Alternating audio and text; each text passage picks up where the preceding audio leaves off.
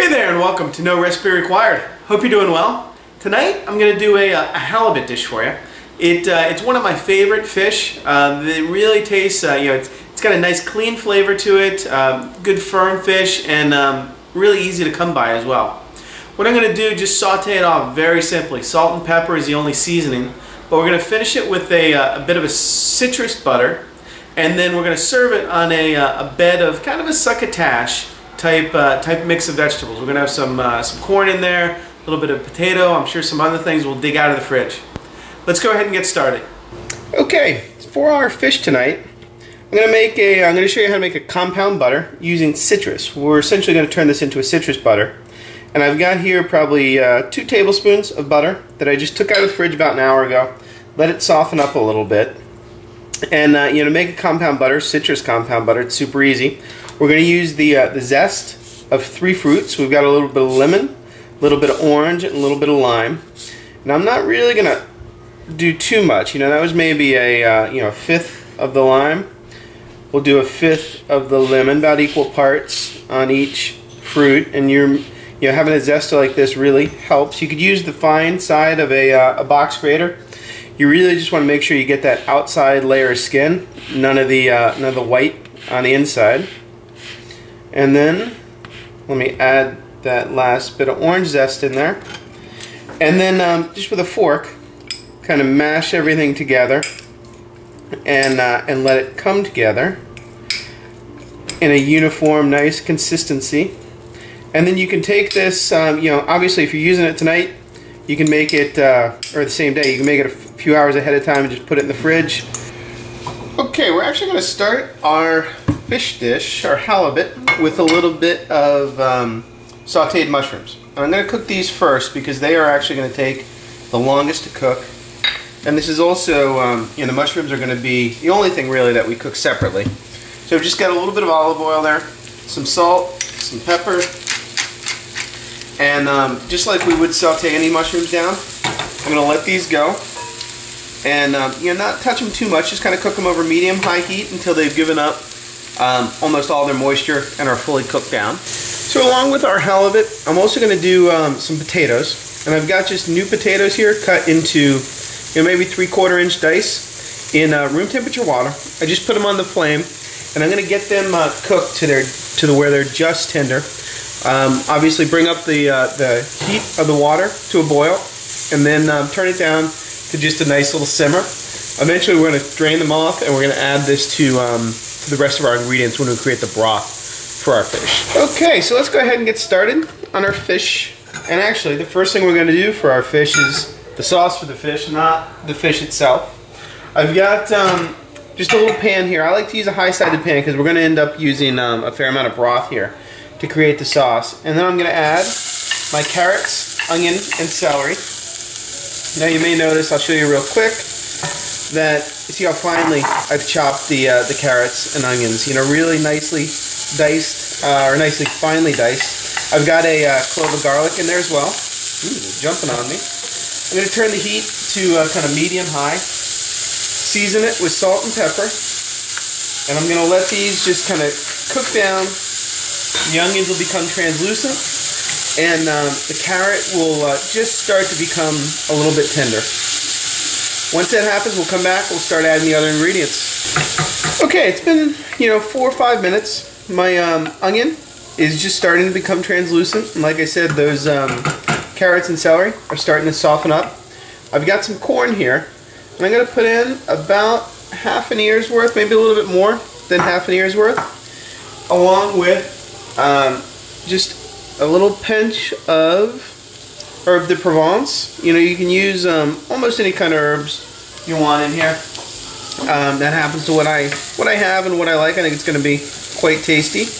And I'm just going to let that corn go for a few minutes, along with the potatoes. Okay, it doesn't take long for everything to come up to temperature there. So what I'm going to do now is add in our chicken stock, and probably not quite enough stock to cover, because we're not making a soup.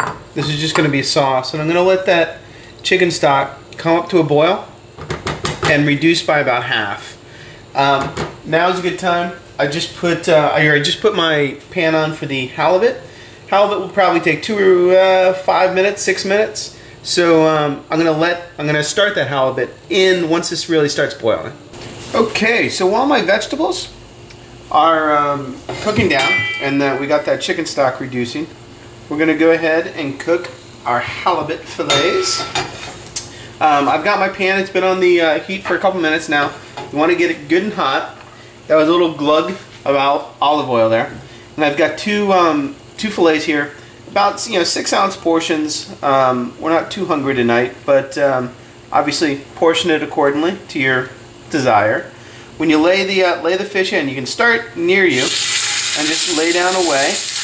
That'll help prevent any splashbacks or problems with oil splashing. I've also laid down first the fillet that was slightly thicker than this one, just because it'll take 30 seconds longer to cook. So why not help that out by putting that one in first? We'll remove it second. Do the same one here, and then you just want to move the pan around, make sure the oil's coating everywhere, and then don't touch it. Let it sear on that one side. We'll look at the the doneness as it kind of creeps up the side. We'll flip it once, get a nice sear on both sides. Okay, so it's been about 2 minutes. I can see that the fish is starting to get done again from the edges up, which means it's time to flip. I'm going to go back to that fillet that we started with. Ooh, and I can see mine is sticking just a little bit. If needed, just kind of be very gentle and slide your spatula under there. Put your finger on top, which will help you turn it over. Oop. You can see mine actually fell apart a little bit like that, but don't worry about it. Part of the reason it does that, as well as I may have not let it go quite long enough, you get that good sear on the bottom of the fish, and it won't necessarily stick like that. So let me give this one just another 30 seconds or so before we flip it over. Then I'll come back and we'll see how that one does. Okay, like I said, I just gave our other fillet another minute or so.